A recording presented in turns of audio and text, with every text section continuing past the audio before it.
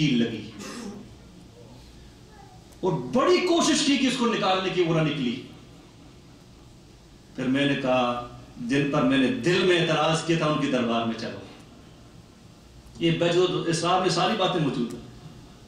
فرماتے ہیں جب میں شیخ عبد القادر جیلانی رحمۃ اللہ کی بارگاہ میں پہنچا تو آپ نے مجھے دیکھتی کہا کہ ہم پر دل میں تم اعتراض کرتے ہو کہ کتنا مہنگا کپڑا ہم پہنتے ہیں، جب تک خدا کی طرف سے مجھے حکم نہیں ہوتا وہ کپڑا میں نہیں پہنتا. تو فرماتے ہیں انہوں نے صرف ہاتھ پھیرا میرے پاؤں پر، وہ کیل کہاں گئی، وہ درد کہاں گیا، سارے غم غلط ہو گئے. تو حضور غوث پاک کی شان ہے. اب بات ہے کرامات کیا ہے، معجزہ کسے کہتے ہیں، ارعاز کسے کہتے ہیں، اور معاونت کیا ہوتی ہے، اس کے بارے میں صرف مختصراً اس کے بعد پھر میں اجازت چاہوں گا تاکہ اس کا ہمارا ٹاپک مکمل ہو جائے. حضرت امجد اللہ اعظمی رحمۃ اللہ تعالیٰ علیہ بارشین فرماتے ہیں نبی سے جو بات خلاف عادت، یعنی کہ ریگولرلی نیچرلی کام ہوتا ہے، ایک خلاف عادت ہے، یعنی کہ انسان کی عقل اس کو جو ہے وہ اس کو پرکھنے پر ناکام ہو جاتی ہے کام کیسے ہو گیا. فرماتے ہیں نبی سے جو بات خلاف عادت قبل نبوت ظاہر ہو اسے ارحاس کہتے ہیں. نبوت کا اعلان کرنے سے قبل نبی سے کوئی ایسی بات صادر ہو جو خلاف عادت ہو اسے ارحاس کہتے ہیں. وہی اعلان نبوت کے بعد ہو تو اسے معجزہ کہتے ہیں. اور پھر آگے فرماتے ہیں ولی سے جو ایسی بات صادر ہو اسے کرامت کہتے ہیں. عام مومنین سے صادر ہو اسے معونت کہتے ہیں. یعنی کہ ایک عام مومن ان سے کبھی صادر ہو سکتی ہے.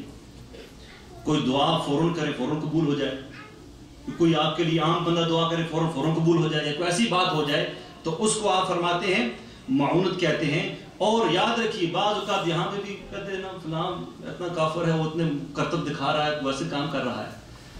تو فرماتے ہیں کفار یا فجار سے، یعنی گناہگار لوگ جو ہوتے ہیں، فاجر ہوتے ہیں، کفار سے جو ان کے موافق ظاہر ہو اس کو استدراج کہتے ہیں. اس کے مختلف معنی ہیں. تو اب کرامت کیونکہ قرآن سے بھی ثابت ہے، داتا رضوی رحمۃ اللہ تعالیٰ کا موجود میں پورا ایک باب اس پر باندھا ہے کرامت کے حوالے سے. اور وہی آصف بن برحیہ رحمۃ اللہ تعالیٰ کا واقعہ جو سلمان علیہ السلام کے وقت میں اس وقت ہوا تھا، اس سب کو انہوں نے بیان کیا ہے. اب اس وقت جانے کے میں سارا کچھ لے کے آتا، سورہ نمل کے حوالے سے بھی وقت نہیں ہے. لیکن حضور غوث پاک کا صرف ایک بات، کیونکہ ہم کوئی عام بندہ حضور غوث پاک کی تعریف کرے، عام بندہ تو کہہ سکتے ہیں یہ تو عام بندے، لیکن اگر اولیاء اللہ میں سے ایسے اولیاء اللہ جن کی اپنی شانیں ایسی ہیں کہ ایک لمحہ میں وہ حافظ قرآن بنا دیتے ہیں، ایک لمحہ میں. ایک بزرگ گزرے ہیں ان کا نام عدی بن مسافر رحمۃ اللہ تعالی، اور حضور غوث پاک ہم عصر ہیں، آپ سے دور رہتے تھے. ادھر بغداد میں مسجد میں مدرسے میں حضور غوث پاک بیان کرتے تھے. عدی بن مسافر دور ہوتے تھے، دور دراز پہاڑ پر جا کر آپ ایک گول دائرہ بناتے تھے اپنے عصا سے اور کہتے تھے جس نے شیخ عبد القادر کا بیان سننا اس دائرے کے اندر آ جائے. آج تو سیلولر سسٹم ہے نا، سگنل ملتے ہیں تو آواز آتی ہے، سگنل ڈسکنیکٹ ہو تو آواز ڈسکنیکٹ. فرماتے جو اس دائرے کے اندر چلا جاتا تھا تو وہ آواز جو شیخ عبد القادر جیلانی بغداد میں مدرسے میں بیان کر رہے ہوتے تھے وہ وہاں پر آتی تھی اور نوٹ کر لیتے تھے. پھر واپس وہاں جا کر پوچھتے تھے فلان دن کیا درس ہوا تھا، تو ٹیلی کرتے تو سیم درس ہوتا تھا جو عدی بن مسافر کے دائرے کے اندر سنا کرتے تھے. عدی بن مسافر رحمۃ اللہ تعالیٰ علیہ ضرور اللہ خوش. آپ فرماتے ہیں آپ کے خادم تھا، آپ کو وضو کرا رہا تھا، وضو کراتے تھے، اس کو بے چینی کوئی تھی، تو آپ نے فرمایا کیا مسئلہ ہے، تیری پریشانی کیا ہے؟ تو اس نے کہا حضور میں قرآن یاد کرنا چاہتا ہوں لیکن سورہ فاتحہ اور سورہ اخلاص کے علاوہ مجھے کچھ یاد ہی نہیں ہوتا، میں بڑی کوشش کرتا ہوں. عدی بن مسافر اس کو دیکھا، میں اتنی بات ہے. عدی بن مسافر نے اس کے سینے پر ایک ہاتھ اس طرح رکھا، ہاتھ رکھ کر جسے جدا کیا، سارا کا سارا قرآن کا وہ حافظ بن گیا. یہ ہاتھوں سے قرآن سکھانے والے، یہ دارہ کھینچ کر حضور غوث پاک کی آواز کو بغداد سے سنانے والے عدی بن مسافر. اور آپ یہاں عصر ہیں اور حضور غوث پاک عدی بن مسافر رحمۃ اللہ کے بارے فرماتے تھے اگر نبوت مجاہدے سے مل سکتی، اگر نبوت مجاہدنی کے زودی کر کے عبادت کر کے مل سکتی تو عدی بن مسافر نبی ہوتا. یہ شان عدی بن مسافر کی.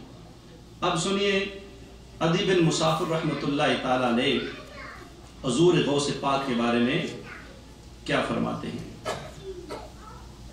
پیچھے ساری روایت لکھی ہے، کس نے کس کو خبر دی، خبر جس طرح سند ہوتی ہے۔ آگے لکھا ہے کہ عمر بن مسعود رحمت اللہ فرماتے ہیں میرے سردار شیخ محی الدین عبد القادر رحمت اللہ تعالی شیخ ادی بن مسافر رضی اللہ تعالی کی بہت تعریف کیا کرتے تھے۔ جب وہ تعریف کرتے تو مجھے زیارت کا شوق پیدا ہوا کہ جن کی تعریف شیخ عبد القادر جیلانی کر رہے ہیں میں ان سے جا کے ملوں تو صحیح۔ تو فرماتے ہیں کہ میں نے حضرت شیخ عبد القادر سے اجازت مانگی، آپ نے مجھے اجازت دے دی۔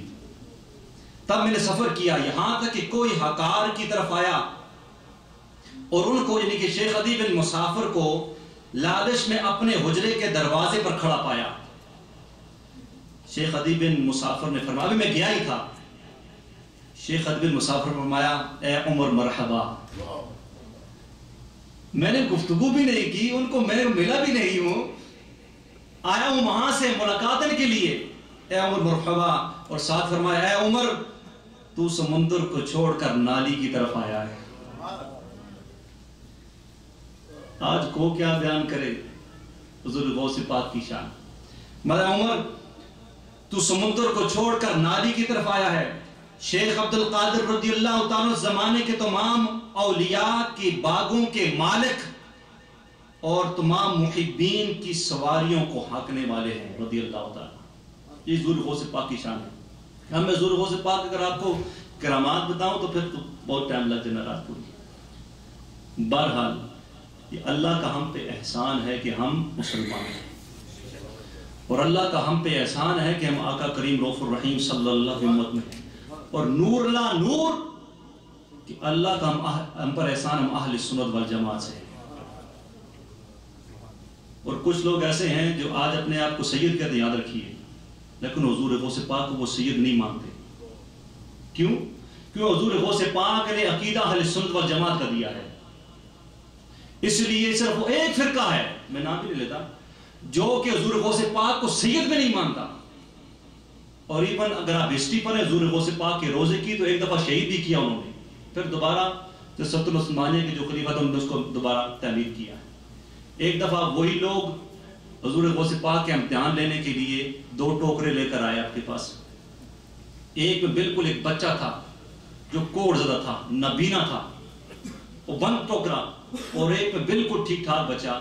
امتحان لینے کے لیے بوکس اندر ہوتے ہیں نا، دیکھنے کے لیے پاس ہوتے ہیں کہ فیل ہوتے ہیں، آگے رکھے دونوں ٹوکرے، کہا جی بتائیں اس میں کیا ہے۔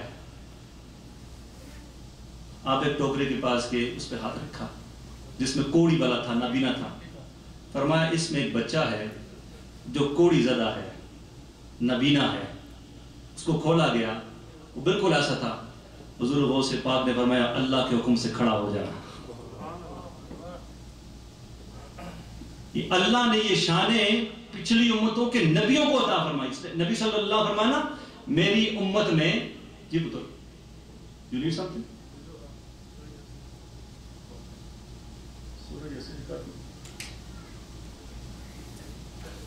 آپ لے کر آئے تھے جب ملیں گے تو میں آپ کو چاہتا ہوں جی۔